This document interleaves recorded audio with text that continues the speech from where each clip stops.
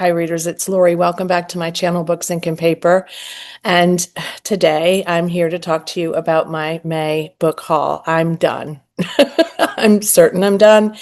It's the 21st, but I'll tell you what's going on with everything going on, which you know about if you've watched my channel, and you can certainly watch some of my other videos recently as well. But there's a lot going on. There's a lot that's taking my attention from reading, and I'm in what would be definitely one of the worst slumps I've been in for a while, but not for the same reasons. It's really just because we've got a lot happening, and it's taking my need to focus on work and taking care of family and taking care of doctor visits and taking care of everything, right? And it is just, by the time the evening comes, I'm so exhausted I really can't read. But this will pass. Soon, probably will pass. But for now, I really am fine with it. I just really don't want to miss out on anything. And I have a couple of book club and book buddy read books that I don't know that I'll get to when I need to, but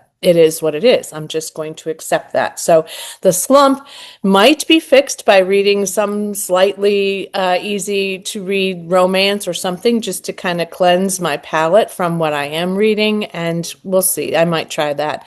I'm headed back to New Orleans today as I'm filming this, and I'm not quite sure how many days I'm going to be there, but I'm going to bring a few books and see what happens, which likely will not be a lot of reading. For now, I'm pretty sure I'm not going to buy anything else. I have a couple of library books I borrowed. For what reason? Just to support the library. And then I have a few that I bought. So let's get started. So the first one is one that I have looked at recently. This is my library pick. This is The Secret Lives of Murderous Wives by Elizabeth Arnott. This is a large print version, but it was on the table of new releases. And I had to go to this library, which is a little bit farther from my house than the one that I use most often. But my library card was expiring, so I had to go in and renew it. I didn't have to go in, but I was already out there watching my grandkids in that area. So I went ahead and went in the library, and then while I was there, I felt like I needed to get something from their shelves. So this is, according to Emily Hart, beautifully written as if Taylor Jenkins Reid wrote a crime novel. So that might work for me. It absolutely might. So Beverly, Elsie, and Margot are not your average housewives. They are all wives of convicted killers. And in the summer of 1966, which is an era I love to read books in, they form an unlikely friendship after discovering that their husbands have all committed some brutal crimes. So they have a lot in common. And now some of these men who are infamous murderers from California are dead or behind bars, and these women are trying to find a new future for themselves. Because it says The Secret Lives of Murderous Wives, I'm going to assume that they might be doing some things that are a bit nefarious as well, but I will see. I could take this one with me. I don't think it would take me a long time. While it is 403 pages. It's large print, so I probably could get through it fast if I was interested in it. That's a possibility for me. Then this one just got me at the title, A Cruise to Die For by Heather Graham. And this one is an author that I'm familiar with. I don't know if I read anything by Heather Graham, but I have definitely been watching her, and I think she lives in South Florida, which is a place that I lived as well. So obviously this is about a cruise ship, and it says special agents face deadly uncharted waters in a tense romantic thriller from Heather Graham. Chloe McMurray is asked to do things in the name of her job, so she's going undercover on a cruise ship and leaving home from Miami, where she currently lives, and she's tasked with posing as the wife of a federal counterpart who is Wesley Law.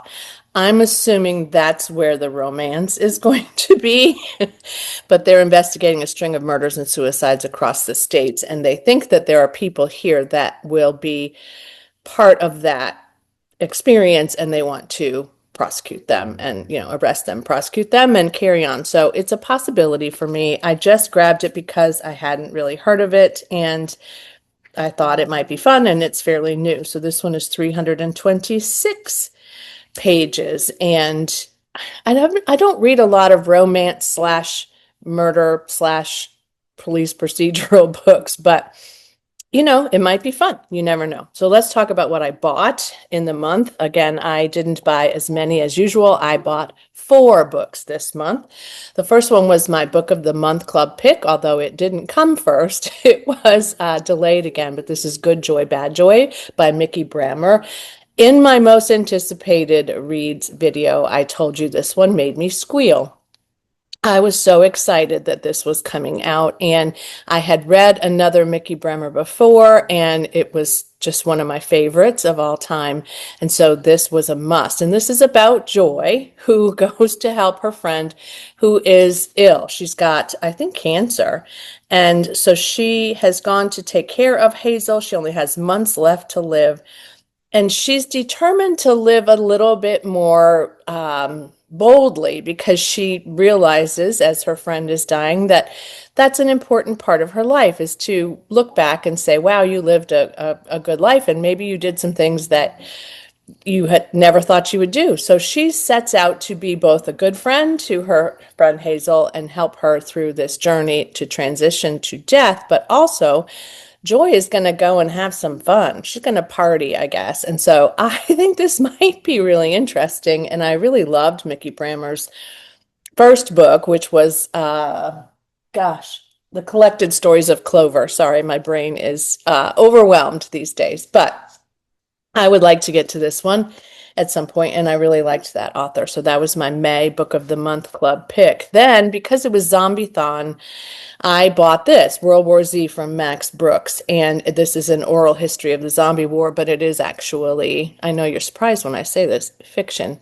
Uh, so this is Zombie-thon month, and I have already read a Zombie-thon book, so I have fulfilled the one book that I anticipated that I would complete. However, it's possible I would start this soon, but likely I will not start it now in May. In fact, I've even thought about returning it. But I'm going to hang on to it for a while and see what happens. I have a window. But this one is about zombies, obviously, the zombie apocalypse. But how many people are still haunted by what happened and affected by it? So this is told in the haunting and riveted voices of the men and women who witnessed the horror firsthand. So I think it's like a journalistic kind of approach, and there's lots of conversations and stories about these people. And so a lot of people love this book. It was highly recommended if I was looking for a zombie book, and we'll see how that goes. But that's book 2. Book 3 I grabbed, and that's Holly, which I should remove the sticker on. That would help, by Stephen King. So I was at Books A Million with my partner who was looking for something completely different. And this was on the bargain shelf. And if you've never been to Books A Million, they do have a really nice bargain shelf. And it's way more than one shelf, at least in my area it is. And they do put pretty deep discounts on some of these books. I've gotten almost all of this out, so that's good enough, I think, for right now. But Holly is actually book 3, and I have Mr. Mercedes, and I thought I had book 2, which I have no idea the name of at the moment, and it's not for some reason in this paperback. But I can't tell you where it is if I have it, and it's not on my inventory. So I'm assuming that that was a fever dream, and I really just thought that I had book 2. So I would like to get Mr. Mercedes in first, find a book 2 for this series, and then get to Holly. But it was $3.99.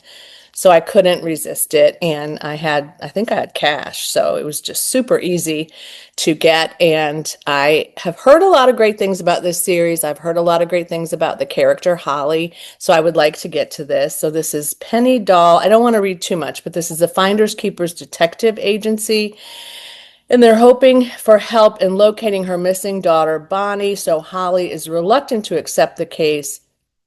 And then there's a partner who has COVID, so she's pretty much on her own. And she finds something in Penny's desperate voice that makes it impossible for her to say no. That's all I want to know about this, because I don't have any idea really what the trajectory of the first 2 books is. But again, lots of people love Holly as a character, so I would love to get to that. And then this chonker was another squeal For me, another anticipated read, The Calamity Club by Catherine Stockett. You can see why I bought this one too, 30% off at Barnes& and Noble. It was also at Books A Million, so if you're going to look at this video, I don't know when it's going to go up, but you might be able to grab it at that price. But I also had a rewards from Barnes & and Noble, and I have a discount because I'm a member, so it worked out to be $17 and something, which really made me happy. This chonker, I don't even want to know how many pages this is.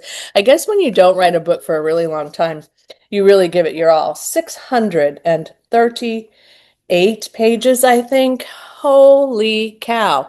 But this one is set again in Oxford, Mississippi, and I love Oxford, Mississippi, and I loved The Help, which of course she wrote, and this is the second book that she's ever written. The Help came out long ago, and as you know, I've told you about that, but this is Oxford in 1933. Abandoned by her mother on Christmas Eve, 11-year-old Meg LaFleur has learned that she can rely on no one, and now one of the big girls who are unadopted at the Lafayette County Orphan Asylum, and she fights every day to be in this space without being completely broken.